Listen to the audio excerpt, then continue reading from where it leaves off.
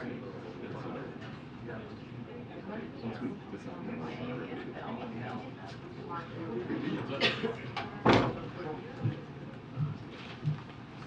afternoon, everybody.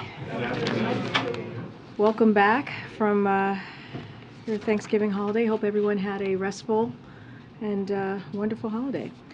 Okay, I'm going to be really quick at the top. As you see, we have a guest. As you know, we have a guest from National Security Council, John Kirby, with us today, who's going to take your questions ahead of the state visit. As you know, that it will be happening on Thursday, our first state visit with France, and first state visit clearly with in this administration. So with that, I'm going to just start right away and turn it over to Kirby.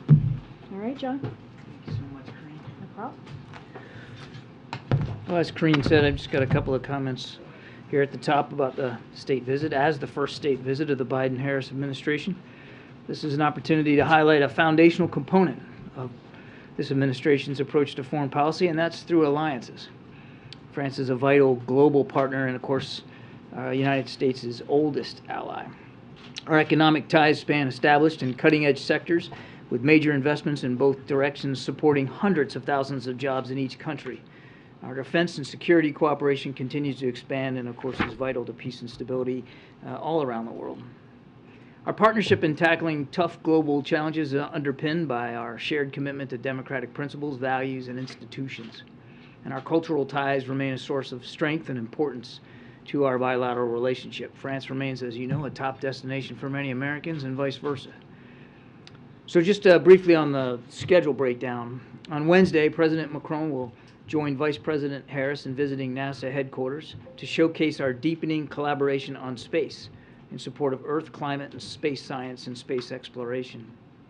The bulk of the state visit events will take place on Thursday, starting with the official arrival ceremony, while President Biden and President Macron conduct a bilateral discussion. There will be a separate program for the First Lady and Mrs. Macron. In the afternoon, the Vice President and Secretary Blinken will host a luncheon at the State Department in honor of President and Mrs. Macron. And then, of course, the visit culminates in a state dinner here at the White House that evening.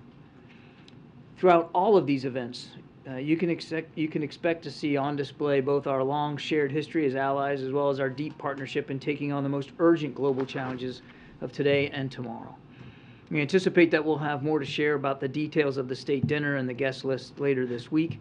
While there are specific areas where we anticipate we'll make progress during this visit, I want to stress that this visit really largely serves as a celebration of the strong footing of this relationship, one that is well-rooted in our history from the very beginnings of our country, while also oriented squarely toward the future. And it's a very dynamic, exciting future that we're looking forward to. With that, take some questions. Andre, Yeah, so John, I wonder if you could just say a few words about why France was chosen for the first state visit. I know you've sort of talked about the historic ties, but is this also kind of, a gesture in terms of making the relationship a little smoother after the August dust of last year? I kind of alluded to it in the answer, Andrea. A real kind of a long pole in the tent for President Biden's approach to foreign policy and to the world around us is the strength and power of alliances. And our alliances is something that no other nation in the world can match, a network of American alliances. France is our oldest one. And, I mean, if you look at what's going on in Ukraine, look at what's going on in the Indo-Pacific and the tensions with China, France is really at the center of all those things. And President Macron has been a dynamic leader inside the G7, particularly there in Europe. And so the president felt that this was exactly the right and the most appropriate country to start with for state visits. Can I just follow up on that? One big issue that is dividing the U.S. and Europe at this moment are the EV credits in the Inflation Reduction Act. This is an issue. I mean, I realize the way the EU is structured, the EU Brussels is in charge of trade policy. Do you expect that issue to come up? Do you think there's any chance of resolving that short of a WTO, dispute? I think certainly the issue will most likely come up. I think we look forward to having that discussion with our French counterparts. As you know, last month the United States helped stand up an EU-U.S. IRA task force just last month to try to make sure that we can better understand the concerns of our European friends about this and so many other issues. The bottom line for us is, first of all, we want to understand the concerns. We're absolutely willing to have that conversation and to find a way to work through those issues of concern. But it's not a zero-sum game. I mean, clean energy, that's a tide that raises all boats.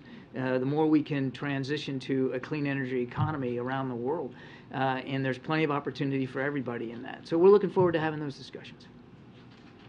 Thanks, Karine. And John, on a different topic, I was hoping, what is the White House's message, the president's message to people in China who are peacefully protesting COVID lockdowns there? And then did the topic of China's zero COVID policy come up in the president's bilateral meeting with President Xi when they met in Indonesia a couple weeks ago? They did talk about COVID and the effect that the pandemic had around the world. Clearly that came up inside the conversation. I don't know if specifically the zero COVID policy was an issue of discussion, but certainly COVID was on the agenda, as you might expect that it would be. And our message to peaceful protesters around the world is the same and consistent. People should be allowed the right to assemble and to peacefully protest policies or laws or dictates that they take issue with. Does the White House support their effort to sort of regain personal freedoms in light of these lockdowns? The White House supports the right of peaceful protest. And then on a different topic, the State Department announced today that Russia abruptly canceled the latest rounds of arms negotiations. Yeah. Is the president planning to reach out to anybody about that? Is there any White House reaction to that? I don't have any phone calls or conversations to read out. What you're talking about is the Bilateral Consultative Commission. And this is a component of the New START treaty that was signed onto in 2010. This is it's basically an opportunity for both sides to get together and talk about the technicalities, the formalities, the compliance mechanisms that are in place with respect to New START. This would have been the first one that we would have put in place since COVID, which obviously prevented those kinds of face-to-face meetings. So we very much were looking forward to starting. It's supposed to start tomorrow, and we were very much looking forward to that because we continue to believe in the importance of New START. We haven't received, a real solid answer from the Russians as to why they postponed this. We're going to be working through the embassy to try to figure out what happened here, and we'd like to see it get back on the schedule as soon as possible because it's important. It's not just important for our two nations, it's important for the rest of the world. Okay, we're going to go to the back. Thank you, Karine. Two questions, John. First, the niece of the Ayatollah Khomeini was arrested in Tehran recently as part of the protest march. Does the administration, having stated its support for peaceful protest, have any particular statement about her arrest? We would, I think, stay very consistent, sir, that we believe in the right of peaceful protest. We have made it clear that we stand with particularly, it's largely Iranian women, but it's obviously beyond that, but particularly their concerns about the dictates that have affected their lives personally, and we'll continue to do whatever we can to not only support their right of protest, but to hold the regime accountable for the way it's treating its people. And along the same lines, is the administration going to put out a statement to the military junta in Burma about the published reports of the incarceration and keeping incommunicado the former leader Aung San Suu Kyi? I don't have a preview of some sort of statement to read out to you today. We've been very clear about our concerns over the military's domination there and their practice and their policies, particularly the way they treat political prisoners. But I don't have a statement for you today about that particular issue. On China, John, is it the U.S.'s assessment that these protests we've seen are widespread, or are they perhaps more isolated incidents that are being amplified by social media? I don't think that we know a whole lot more about the geographic location, size, scale, and scope of them than what you're learning as well through social media and through traditional media. It's not like we have, I think, a finer sense of insight than what's already out there in the public sphere. So I don't have a sense of that. In that realm, the statement you issued, or that was issued earlier today, didn't include any explicit calls for China to stop detaining and harming protesters and journalists. Why not? We're watching this closely, as you might expect we would. And again, we continue to stand up and support the right of peaceful protest. And I think we're going to watch this closely, and we'll see where things go. Can I ask you a quick one on Iran? Sure. The U.S. men's national soccer team had thrown up an image of the old flag before then, including the Islamic Republic symbol. Does the White House have any comment on that decision? No, actually, we don't. And this isn't the kind of thing that the White House would comment on. USA Soccer is a private entity, and they make their own decisions about those kinds of things. And we wouldn't comment on that. We wish them all the best tomorrow. The team had said it had changed the flag after consultations with various entities afterward. Are you aware of anyone in the U.S. government speaking to the team I'm about not it? aware of any conversations by anybody in the U.S. government that had anything to do with their decision either to post that image previously and then to take it down and replace it. No. On China again, John, is it the U.S.'s assessment that there's any sort of risk to the U.S. economy or the U.S. supply chain because of the protests? We don't see any particular impact right now to the supply chain as a result of these protests. And then on the vaccines, has the U.S. offered any U.S.-made vaccines, coronavirus vaccines, to China, the mRNA vaccines? We have not offered any to China at this time. As you know, we are the largest supplier of COVID vaccines around the world, and we have not received any requests or any interest by China to receive our vaccines. Thank you very much. Thank you, John. Again, on China, you had just noted that you're watching this closely, as we might expect. Could you give us a sense of how much the president is engaging with this issue? Is he watching it personally, getting updated more than on maybe some other things? The president is staying briefed on what's going on inside China. Yes. Closely briefed on this? I mean, anytime. I mean, just trying to get an impression of like where I've never been in the room where he wasn't yeah. closely briefed. I mean, he's staying atop on what's going on. He's monitoring this. We all are. So yes, the president is certainly staying mindful of the protest activity. Okay, thank you. I would say that. Thanks, Karine. Thank you, John. I sort of assume that the United States supports peaceful protest around the world. That, with all due respect, doesn't strike, I would think, most people as a novel position. The question is... Well, I'm glad that it's not a novel position. It's exactly where we should be. But the president has explicitly drawn a contrast between autocracy and democracy here and also abroad. Isn't this a moment, obviously without getting into some sort of grand conflict, to sort of assert the rights of people advocating for freedom and democracy more forcefully than perhaps we have? This is, I think, a moment to reassert what we believe in when it comes to free assembly and peaceful protest, and we've done that, and we'll continue to do that, whether it's people protesting in Iran or China or anywhere else around the world. Nothing's changed about the president's firm belief in the power of democracy and democratic institutions and how important that is. But this is really a moment, to put it back into your words, this is a moment for the Chinese people and the Chinese government to speak to. We have been nothing but clear and consistent, and I think you'll see that going forward. So just to follow up, John, on the China issue, why is the White House's line that everybody has the right to peacefully protest and not the U.S. thinks it's bad to lock people up in their houses to stop COVID? We've made it clear, Peter, that a lockdown is not a policy that we're going to support here. We've come a long way over these last 3 years. Hard to believe, 3 years in terms of treating COVID and preventing COVID. So we've said, a lockdown is not a policy that we support here. But obviously there are people in China that have concerns about that, and they're protesting that, and we believe they should be able to do that peacefully. Okay. And on the sanctions relief for Venezuela, why is it that President Biden would rather let U.S. companies drill for oil in Venezuela than here in the U.S.? That's not an accurate take on the president's view. Earlier this month, he said no more drilling. There is no more drilling. The president has issued 9,000 permits for drilling on U.S. federal lands, Peter. 9,000 of them being unused. There are plenty of opportunities for oil and gas companies to drill here in the United States. I'll let Chevron speak for this particular issue of sanctions relief, but our expectation is it won't be a lot of oil coming out of there. It'll have to be shipped to the United States.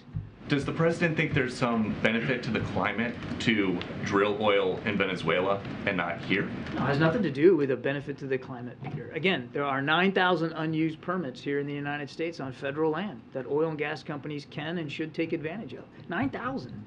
And we're talking about one there in Venezuela. Now, look, it remains to be seen how much will get drilled down there. It'll be up to Chevron to decide that, Peter. But as a function of the sanction itself, that oil, whatever product is drilled, has to come to the United States. One more on China. How concerned is the president that China's zero COVID strategy and that these restrictions may be inhibiting the economic recovery globally and here at home? The president believes, and he's said this many times, I mean, COVID absolutely has had an impact on the global economy. Certainly it's had an impact on supply chains and resources around the world. And that's why the president wants to move the United States as quickly and as efficiently as we can through COVID so that even our economy can get more on track than it already is becoming now. So, I mean, it is having a global effect, but what is also having a very acute, significant global impact on the economy is the war in Ukraine. And that's why we're trying to go after a price cap on Russian oil. That's why we're trying to give Ukraine the tools and capabilities they need to succeed on the battlefield so that this war can end. It can end in a way in which Ukraine can be whole and sovereign and free. So there's a lot of impacts on the global economy. It's not just about COVID. But beyond just COVID generally, I mean, does he think that China's zero COVID strategy, that these restrictions are inhibiting the economic recovery? The president recognizes that in many countries around the world, COVID is still an issue. And certainly, to the degree that it inhibits a country's ability to conduct commerce, it's having an impact on the world. And China is a huge economic competitor out there. But I wouldn't get into parsing the dollar figure effect here of the remaining challenge of COVID in China. But clearly, China as a major economic player, and China still struggling with COVID, there's an impact on the economy. And just one more on Paul Whelan. His brother said he missed a scheduled phone call home to his family on Thursday, which they say is incredibly unusual for him to miss a call, especially on a holiday like that. How concerned are you about this silence? Have you received any information on his condition? And just can you give us any update on any progress that may or may not be I'm afraid I don't made? have an update for you. This is the first I've heard that there was a phone call that was missed. So why don't you let me take that back and see if we can find out something for you. I don't want to just speculate up here. Well, obviously, we're deeply concerned about him and Brittany Griner and all Americans wrongfully detained overseas. But let me take that question. All done, Barry? Okay. Go ahead, Phil. Thank you. Two quick questions, one on China and then on Ukraine. I'm wondering, what is the president's reaction when he hears protesters in China chant freedom or Xi Jinping step down? The president's not going to speak for protesters around the world. They're speaking for themselves. So there's no reaction? These protesters are speaking for themselves. What we are doing is making it clear that we support the right of peaceful protest. And then my follow-up, is the backlog of arms shipments to Taiwan a result of our stepped-up efforts to send arms to Ukraine?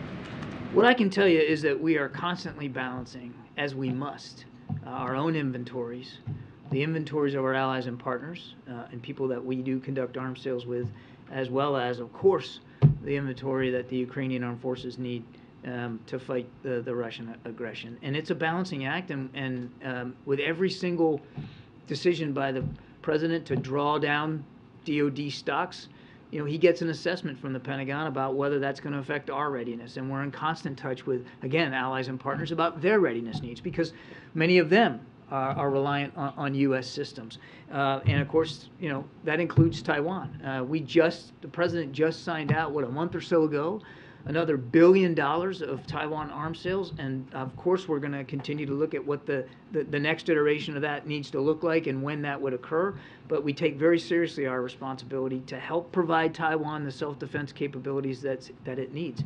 That's in accordance with law and policy, and that's not going to change. But in terms of those shipments actually going out the door to Taiwan currently, is there a backlog when it comes to those arms being shipped? I'm not going to get into at a public podium talking about inventory stocks of any system anywhere. That just is not a good idea for us to do, certainly not from the podium. We watch it very closely. We make sure that our readiness can be preserved as well as the readiness of our allies and partners.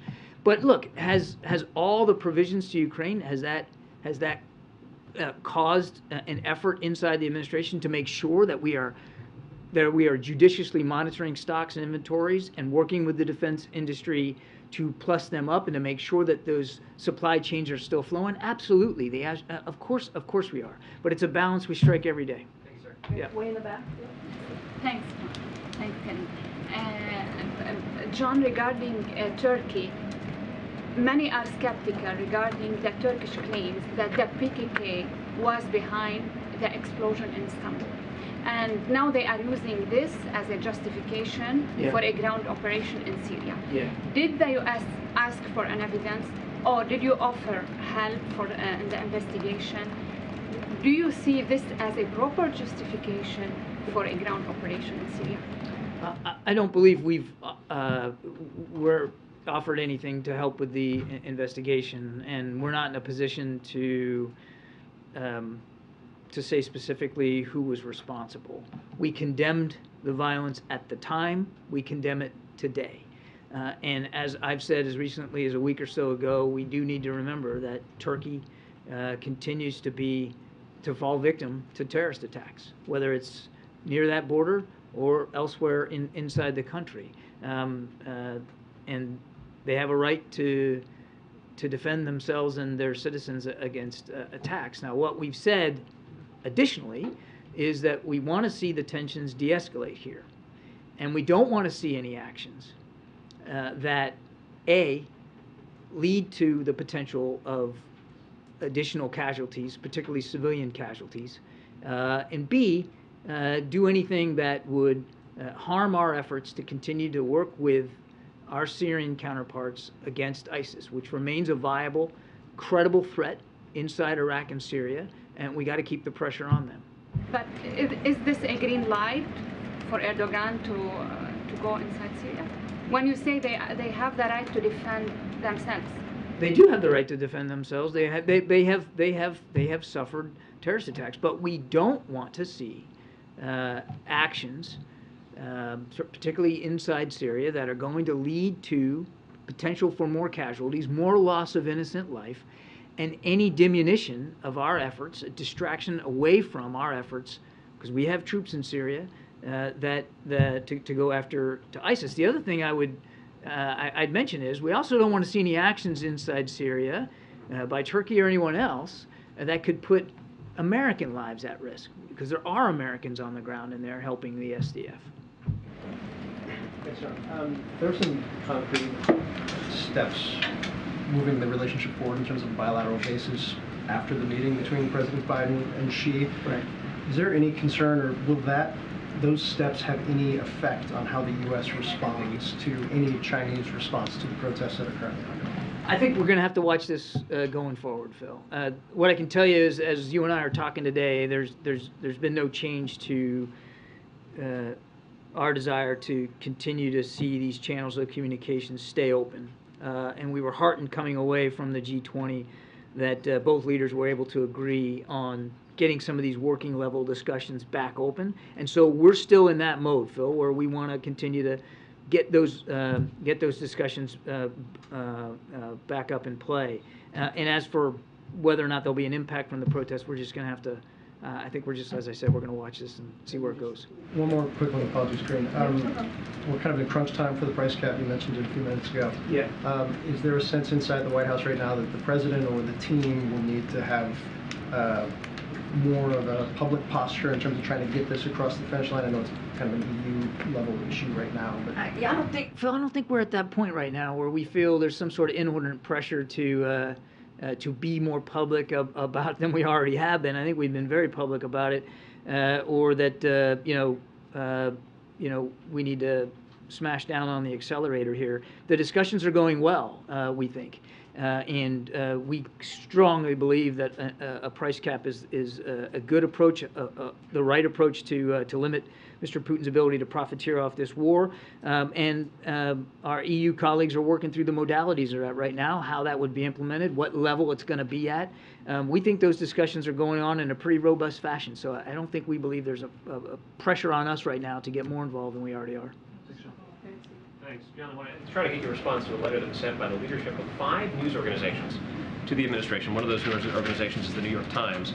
These organizations worked with Julian Assange prior to the publication of classified cables by WikiLeaks, and they're asking that the administration drop the Espionage Act charge that was put forward against Assange by the Trump administration.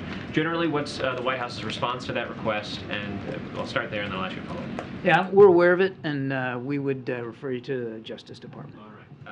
Anticipating that answer, what is your assessment, or what is the National Security Council's assessment of the harm that was done by the WikiLeaks leak in 2012? And that would inform any decision by the Justice Department. I think, if you go back and look at how the administration responded in 2012, and of course, President Biden was then vice president at the time, we would maintain that what we said at the time, what was said at the time, that those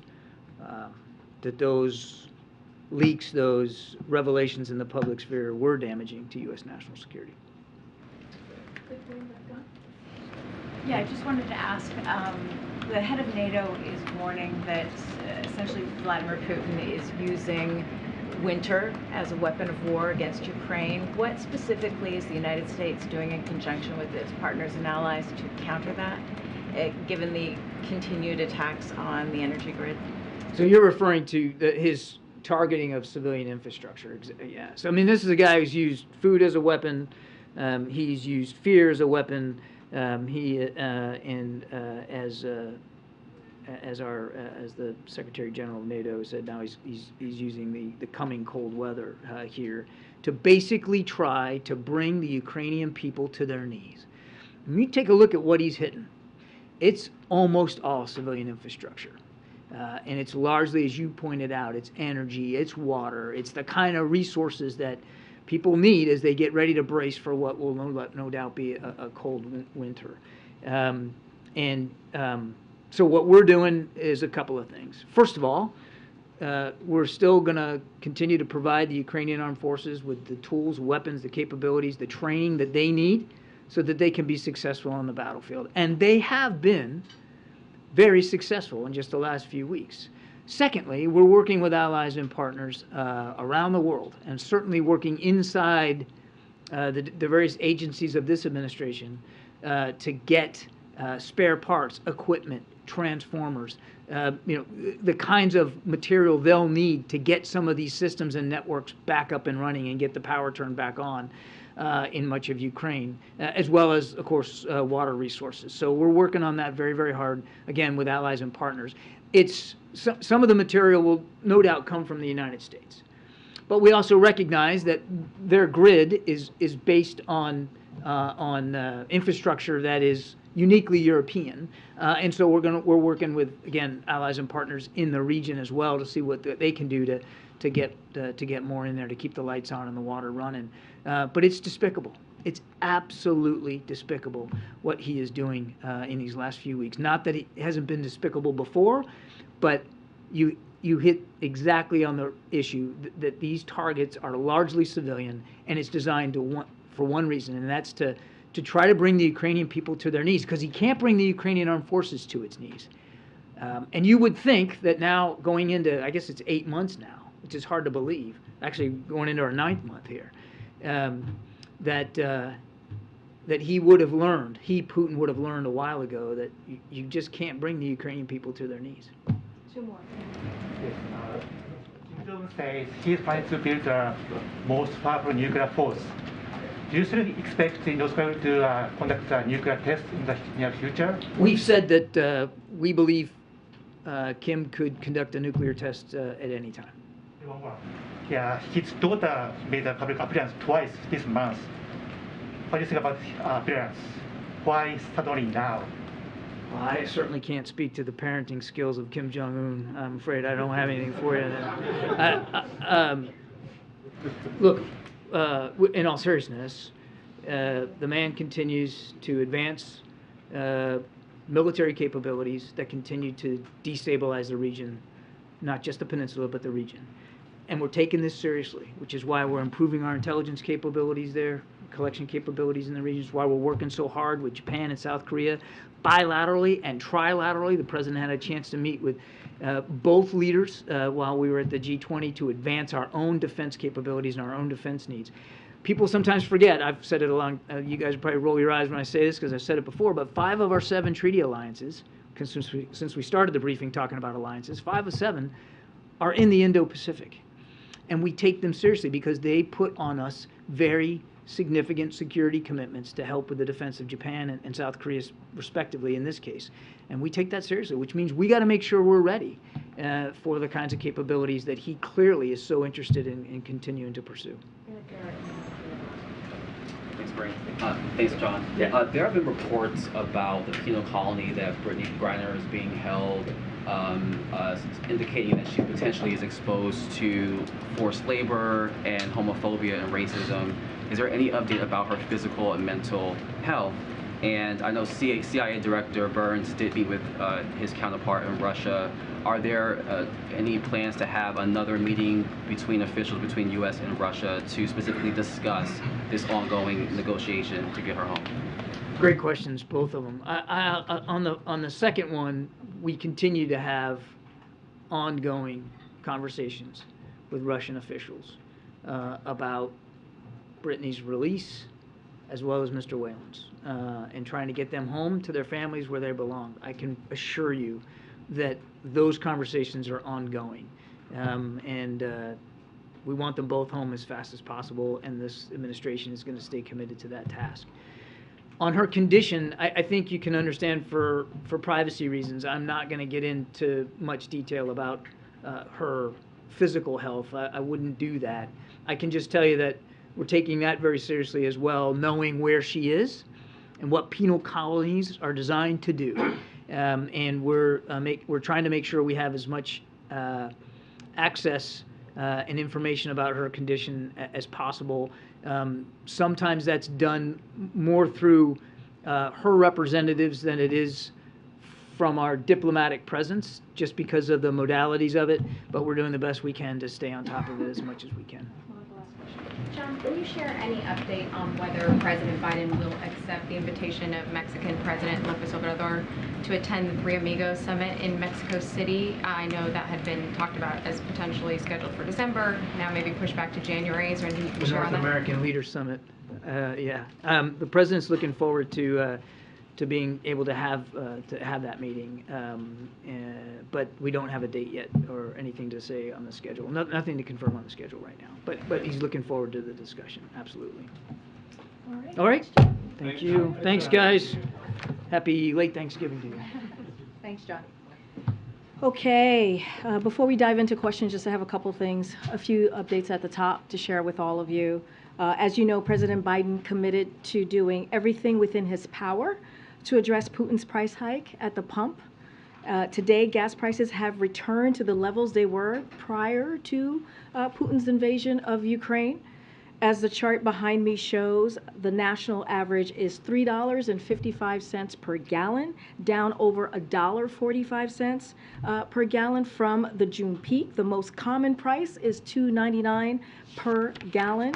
That's saving American families with 2 cars about $160 per month on average. This is important breathing room for American families and meets a key commitment the president made to them. So it's no accident either on a couple of things.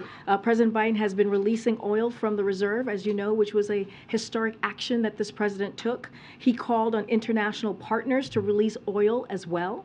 and he's been calling on oil and gas companies to pass on their savings to consumers at the pump.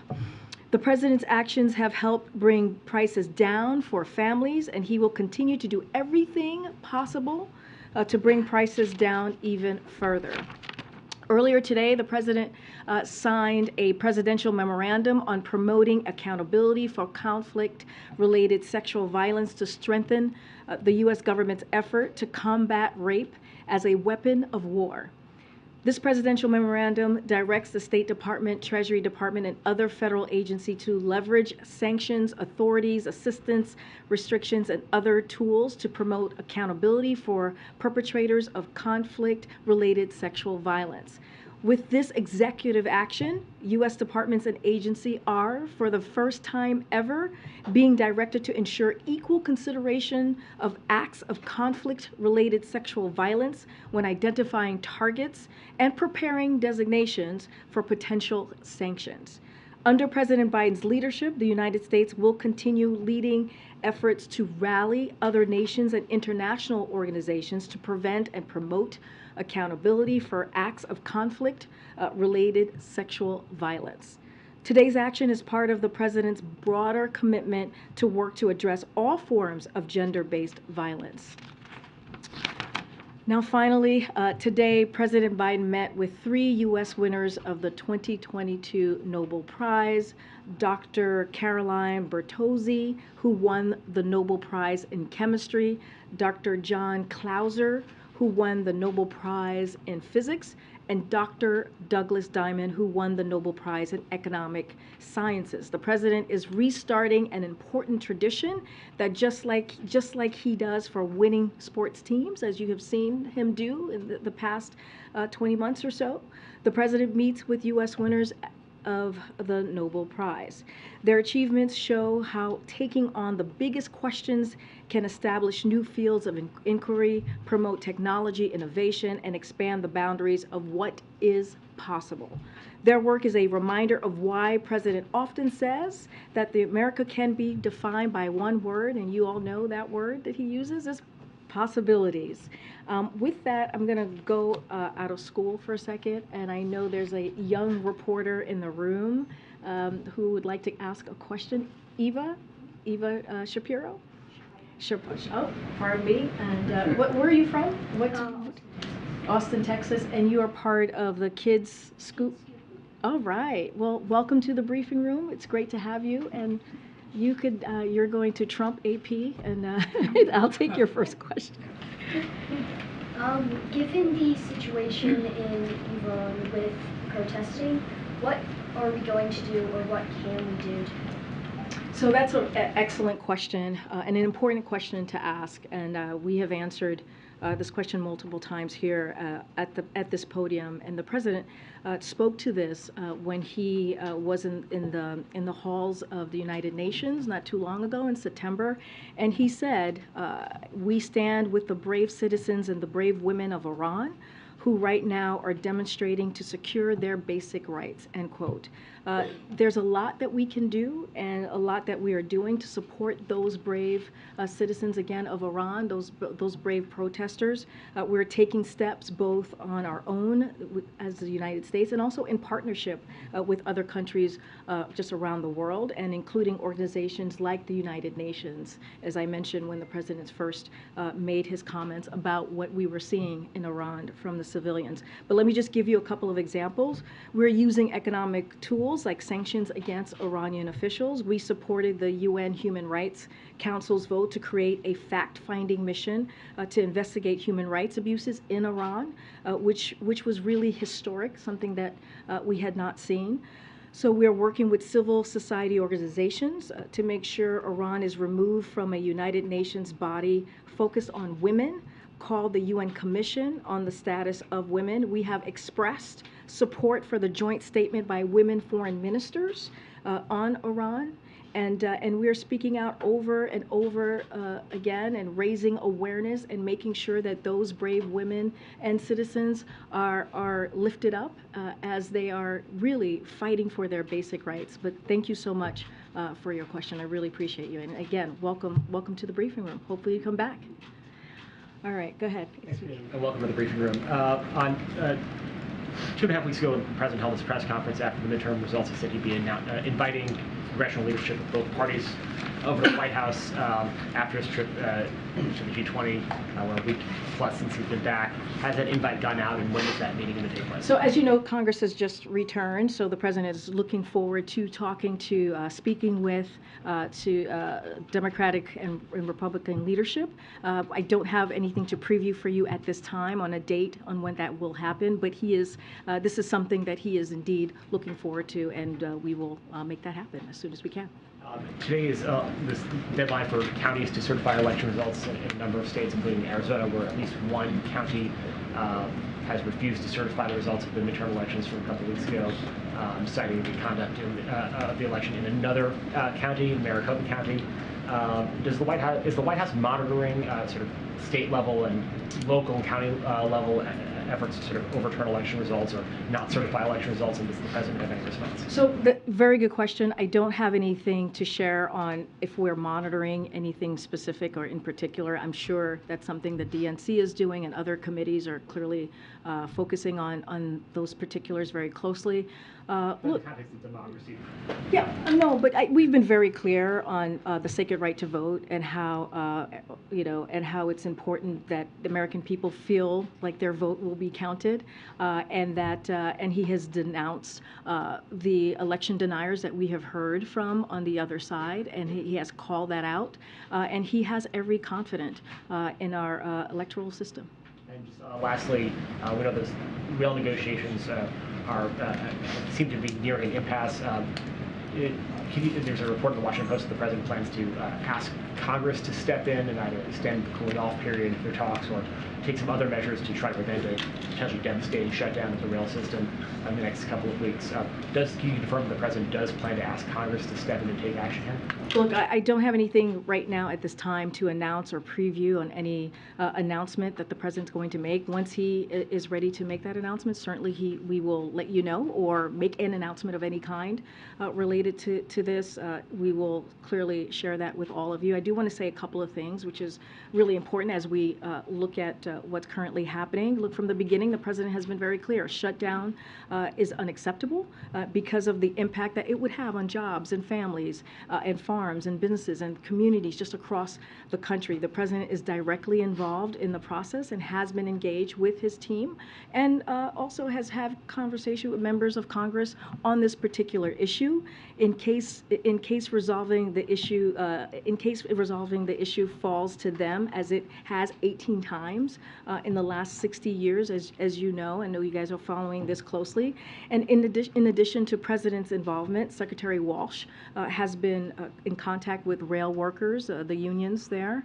He has been in direct contact with them. Secretary Buttigieg has been in contact with rail companies, and Secretary Vilsack has engaged agriculture and industry stakeholders as well. So this has been very much not just the president, but clearly the three secretaries that I just mentioned and his administration. A majority of unions, as you all know, have voted to ratify the temporary agreement. That's 8 out of 12. There are 12 unions involved, and the best option that we believe, that the president believes, is still for the parties to resolve these themselves, resolve this themselves, and to do this really in short order.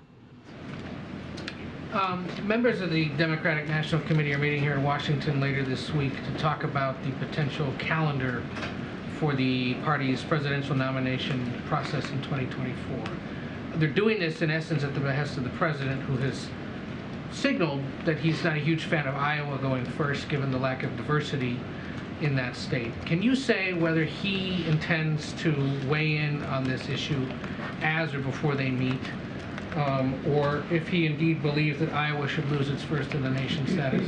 So, look, this is not something that I'm going to speak to from here. This is something that the Democratic National Committee, as you know, is that committee that you're speaking of is out of the DNC.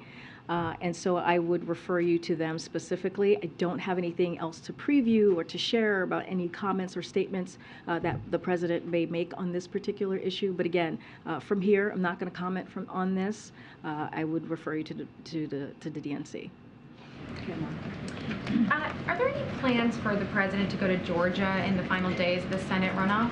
So I've been asked this question before about what the president could potentially be doing for the Georgia runoff. I have to be careful because it is an existing race that is happening, and so I am covered by the Hatch Act, so can't speak specifically to this. But what I can say, and I've said this before, the president is willing to do whatever is needed of him by Senator Warnock. I don't have anything else to preview from here. So does that mean that the ask hasn't been made from Senator Warnock? I don't want to dive into request or ask. That's something that we didn't do during the midterms the past several months, so certainly not going to start now. What I can say, I don't have anything to preview for you at this time or to announce, but again, the president is willing to do whatever is asked of him. The Boston Globe is reporting that the president is going to be in Boston on Friday for a fundraiser. Can you confirm that trip? And then also they note that day the Royals will be in Boston as well for the Earthshot Prize. Is there potentially going to be an overlap or meeting? So I heard about that. This is the Prince of Wales is going to be. I don't have anything to share on the president's travels for any traveling announcement to make for Friday or any future date after tomorrow. As you all know, he'll be going to Michigan. Once we have something to share, certainly we will share that. And as far as the Royals being in town, I don't have anything to preview as well. Finally, the president said he did a part of his annual physical while he was talking about answering a question about this specifically in Nantucket, and he said he would do the rest before the end of the year. What did he mean by that? And then will you be going to Walter Reed as he did last year? That's a good question. I actually have not talked to him about that. I remember him saying that over the weekend. Look, I was asked this question just at the last briefing.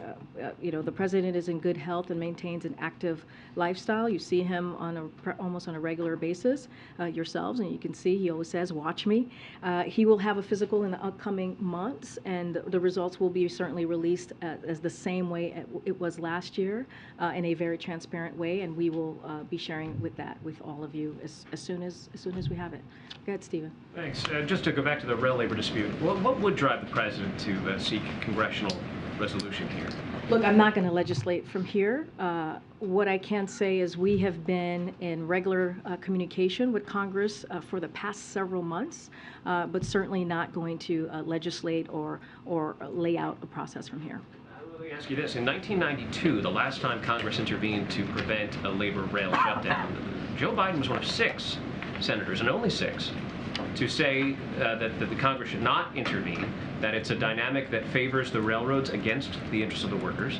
Why would he seek congressional intervention now?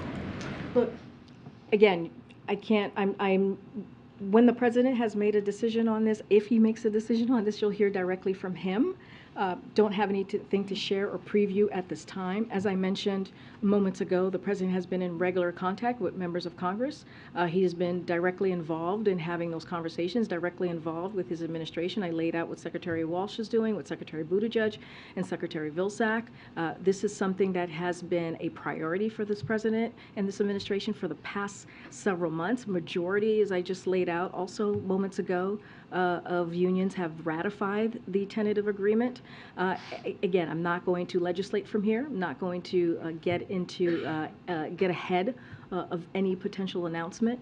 But as you stated, in cases like this, issues falls to Congress, and it has done this 18 times in the last 60 years. So again, it's not unusual, but I'm just not going to get into a hypothetical from here at this time. Okay. A couple questions about the lame duck agenda.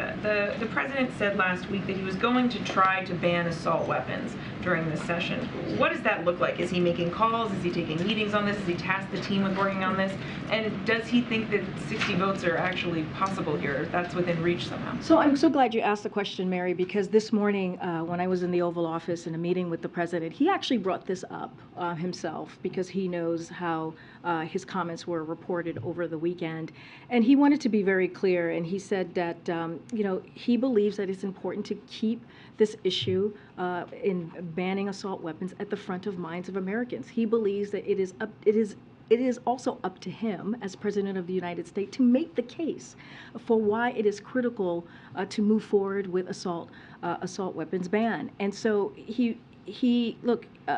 understands what's at stake. He wants the American people to continue to understand what's at stake. We know many communities have felt this very deeply, very personally, and he also believes, there were families this past Thanksgiving holiday who looked around their table and there were missing members of their family because of this gun violence, this horrific gun violence that we have seen as recently as this weekend, as recently as just last week. And he believes that they deserve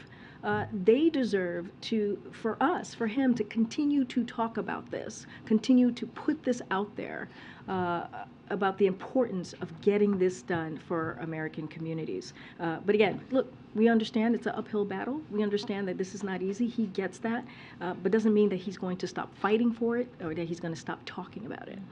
And on one other issue, raising the debt ceiling, we've seen Republicans sort of threaten to use this as leverage to get some of their agenda items through. How much importance does the president place on raising the debt ceiling during a lame duck session? So, we've been clear about this. When it comes to the debt ceiling, it should not be used or never be a matter of political brinksmanship. We've been very clear about that, and congressional Republicans, they passed this with the last president 3 times. The former president, they passed to lift the debt ceiling 3 times. There's no reason why this should not be happening this time around. Congress, needs to take the responsibility once again to address the debt ceiling before it expires, and they need to act sooner rather than later. Look, now that Congress is back, we believe that there will be more of an urgency to get this done. Look, this is about the sooner they act. This is about our economy. This will be better for our economy. So we'll have those conversations. The president, as I was asked moments ago, is going to meet with leadership from both the House and the Senate, the Democratic and Republican leadership, and certainly we'll be having these conversations. You just laid out for us the gas prices are back down to levels before the war. Housing prices, on the other hand, are not coming down nearly fast enough. Given the split Congress, we've talked about some of the difficulty with the lame duck session. I mean, have you run out of options in terms of pressing down housing prices, and what can you do to help people there, especially if the student debt issue doesn't, go your way? Look, we are, as the president said, to your last statement about the student debt relief, his relief plan, he's optimistic. He's an optimistic person, and he's going to continue to fight for a plan that's going to help close to 40 million Americans across the country. And let's not forget, 90% of them are making less than $75,000 a year. That matters. That is a plan that is going to give people a little bit of breathing room. So we are confident in our legal standing, if you will. As you know, it's up to the Supreme Court, and we're going to continue to fight. That it will not end. But to your question, look, housing affordability is a central challenge for families. We know that, as you just laid that out, Andrea, and that's due to longstanding shortfall of affordable housing, plus increased demand for homes during the pandemic, and a reduced number of homes due to previous supply chain challenges. So the good news is this, that we are starting to see the housing market cool by a range of measures, just a bit. Several data sources now show that rent falling or rent growth easing in recent months, which should mean lower shelter inflation on months ahead. And but we understand and we get it. As I just said, it's a central issue for many families and many Americans. There's more work to do, and we will continue to use all of the administrative tools to make sure that we continue to give families some relief. A question about Twitter. There's a researcher at Stanford who says that this is a critical moment, really, in terms of ensuring that Twitter does not become a vector for misinformation. I mean, are you concerned about Elon Musk says there's more and more subscribers coming online. Are you concerned about that, and what tools do you have? Who is it at the White House that is really keeping track of this? So look, this is something that we're certainly keeping an eye on. And look, we have always been very clear, and that when it comes to social media platforms, it is their responsibility to make sure that when it comes to misinformation, when it comes to the hate that we're seeing, that they take action, that they continue to take action. Again, we're all keeping a close eye on this. We're all monitoring what's currently occurring, and we see it with our own eyes of what you all are reporting, and just for ourselves what's happening on Twitter. But again, social media companies have a responsibility to prevent their platforms from being used by any user to incite violence, especially violence directed at individual communities, as we have been seeing, and the president has been very clear on calling that out. He'll continue to do that, and we're going to continue to monitor the situation. Go ahead, Phil. Thanks, Karine. I don't think the president has spoken to the House Republican leaders since the day after the election, even though the House was called for Republicans a few days later. Is that anything to do with the fact that he may not actually be Speaker of the House next Congress, or how are you guys kind of working through that? No, I mean, Congress has been out. They're just coming back in. Look, the president has been really clear, and he's underscored this many times, that he's eager to find common ground and work across the aisle.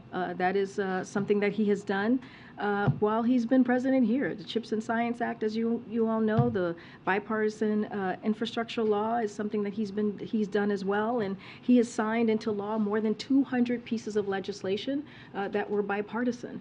So look, he's looking forward to having those conversations with congressional Republicans, and what his focus is, and he's been very clear about this, is delivering for the American people, continuing to give them that little bit of breathing room.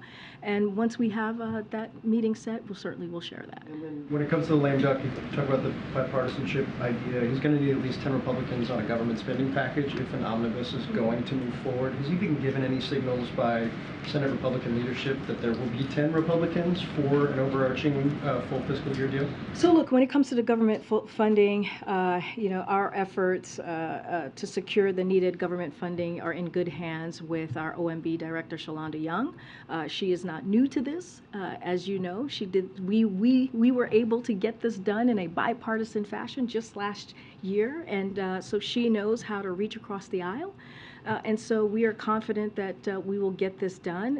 And we have been, our Office of Leg Affairs, the office OMB as well, has had multiple calls with congressional members and staffers, and also have done briefings about how important it is in reaching an agreement, a full year appropriations agreement, and the dangers of passing the buck yet again. And not only that, I think you all saw just last night, the Secretary of Defense, Secretary Austin, put out a letter he wrote to Congress, and he warned that a continuing resolution of any length would result in significant harm to the American people, military programs, and our national security and our competitiveness. We have to remember, the programs that we're talking about are not partisan programs. They are programs that's going to help American families. We're talking about education. We're talking, as I just mentioned, as the Secretary said, our national security. We're talking about things that really, truly matter to the American people. Education, cutting-edge technology, all of these things are not partisan issues. And so we should be able to get this done in a bipartisan way, just like we did last year. Thanks, Karine. You mentioned earlier about how passing an assault weapons ban would be an uphill battle, especially given the breakdown in Congress. I wonder if there are other things the president is considering, whether it's executive authority or calling on state governors to take action at the state level. What are some of the other things that the president's considering? Well, so let me just first state, I get your question, but let me just first state a couple of things. Number one, this president has taken more executive action his first year and a half on dealing with gun violence than any other president. And that shows his commitment and what he has been able to do, and wanting to make sure to protect our communities. And so just want to be very clear on that. And let's not forget, just a couple of months ago, there was a bipartisan legislation on protecting our communities to really deal with the effects of gun violence. And so that is something that happened. That was the first time we were able to see that type of legislation in 30 years. So again, I have said this, the president is an optimist, but he also understands that he sees that as his responsibility to continue to make the case. I don't have anything else to preview as to any additional executive action that will be taken from here. But again, we have seen action on this during his presidency that we hadn't seen in 30 years. Question about tomorrow, the president's going to Michigan. Do you have a preview on what he plans to say and sort of what that portends for his future travel during the lame duck and into the new Congress? Yeah, I actually do. I have something to share for you all to preview. So, as you just mentioned, the president's going to be going to Michigan, specifically Bay City, Michigan, to discuss the American manufacturing boom. Thanks to his economic strategy, the president will visit a new manufacturing facility recently opened by SK Siltron, which last year announced a $300 million expansion of its Michigan operations. During his remarks, President Biden will highlight his economic plan. It is leading to a manufacturing boom, growing the economy and creating good paying jobs in Michigan and also just across the country as well. As you all know, the economy has created more than 700,000 manufacturing jobs, and that is 10 million total jobs created under this president in his first almost 2 years here in the White House. He will also discuss Democrats' success in the midterm elections in Michigan, thanks to our efforts to build an economy from the bottom up and the middle out to protect democracy, as you've heard the president speak to, and protect women's reproductive health care, which is something that the president and the vice president is committed to doing. I would expect more coming from us this evening. We usually do a background call or have some information out there for you all to just lay out exactly what you can expect from the trip. Go ahead. On the rail issue again, you know, when this was, the tentative agreement was announced a few months back, it sort of it was after, what, an hours-long overnight meeting with all of the parties involved, with the labor secretary. Have the talks reached that level of intensity, that level of engagement with the administration? And if not, is that a strategy we would see employed again, essentially putting all of the parties in a room overnight, however long it takes, and nobody leaves until there's a deal? No, totally appreciate the question. Look, the president has been very clear, a shutdown will be unacceptable. As I mentioned, Secretary Walsh has been in direct contact with the unions, the rail unions. Secretary Buttigieg has been in touch with the rail companies, and Secretary Vilsack has been in touch with the agricultural sector. So we have been in regular touch with folks, and we're continuing to do that. The president has had multiple conversation, has been directly involved with his administration and also members of Congress. And so what we believe and what we will continue to say is that we think and what should be happening in good faith is that they should come up with a solution. And majority of the unions have ratified this. You have 8 out of the 12, which is important to also note. But again, this is, I'm just not going to get into any details on what else we can, other efforts that we might be taking.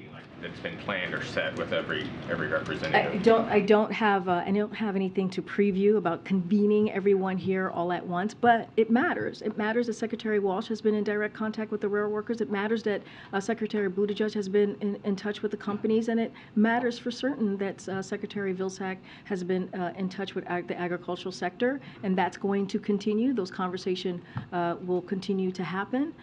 Again, the president has been very clear. A shutdown is unacceptable. It will hurt families, communities across the country. It will hurt jobs. It will hurt farms. It will hurt businesses, and it just should not be happening. One question. The U.S. Embassy to the Dominican Republic issued a warning to U.S. citizens about those traveling to the DR, that those that are dark-skinned were being targeted. This as the Dominican Republic is doing more deportations of Haitians. And so my question is there anything that any response or actions from the administration in light of this warning that's come out? So when it comes to the warnings, that comes from the Secretary of State. So I would refer you to them on the specifics and the particulars of that warning, and would just let them speak to it themselves. Just wanted to ask a quick follow-up. The president has said repeatedly that, of course, he wants to ban assault weapons, but on Thanksgiving, when he was in Nantucket, he said, quote, "The idea we still allow semi-automatic weapons to be purchased is sick." Obviously, that's a huge category of guns, from rifles to pistols to shotguns, that are not assault weapons. So I guess my question here is, did the president misspeak, or does he in fact want to ban all semi-automatic guns that are? No, he was talking about assault weapons. That's what he was talking about on that morning or that afternoon when he was asked that question. Thank you. Okay, great, good. As you know, former President Donald Trump had a dinner with Kanye West and Nick Fuentes, a known white nationalist. Is the White House concerned that former president, and more importantly, a current candidate for president, is meeting with someone who's known to foster racist and anti-Semitic views? So look, I'm not going to respond to everything that happens with the former president, but this is something that's important that we speak very clear about, and we speak very forcefully about.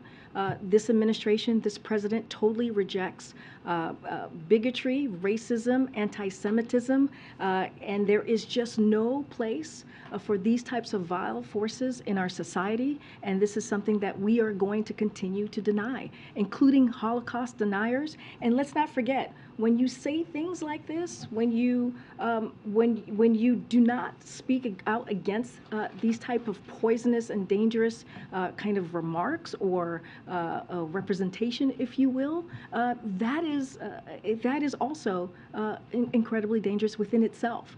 And so we should all be condemning this, and we should be very clear, and say it in really absolute clear terms. And again, this is something that we condemn, and we will continue to speak out against. Quick one on the World Cup, please. So just while we're sitting here, a man carrying a rainbow flag and wearing a T-shirt saying respect for Iranian women ran across the pitch and was then taken away. So first of all, is the president going to be? I know he's traveling tomorrow and he's got to give a speech and so on, but it's right around the time of the big game. Is he going to be? Is he going to be basically kept abreast of how that's going?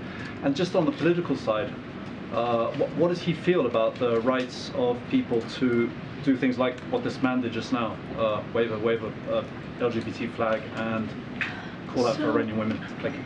Just more broadly, and we'll say this. Look, we urge the state of Qatar and all Qataris to fully realize the Emir's message here, and that is to truly recognize and welcome everyone to the World Cup. And we've been very clear about that. We have said that many times before. We are concerned over the potential treatment of LGBTQ+ spectators and athletes. And this is something that the president will call out. Any type of human rights abuses. He is not shy and has been very clear raising these issues. And he'll continue to do that. And look, when it comes to the game tomorrow, clearly the president will be kept abreast of how that particular game is going.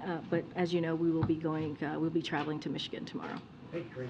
All right, thanks everybody. What about the Biden administration funding anti-Semitic organizations? Relative to the authorities? Any comment about the